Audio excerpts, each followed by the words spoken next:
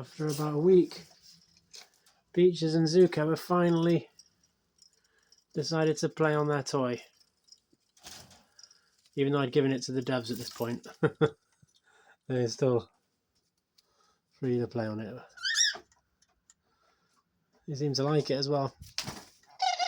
Which is good. It's kind of driving Kermit crazy because he's been using it.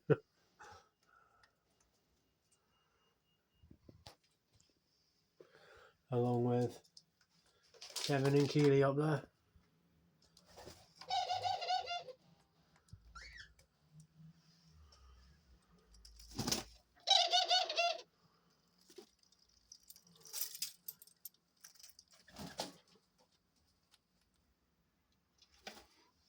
He seems to be intrigued by it at the very least. Oh. Oops, there we go.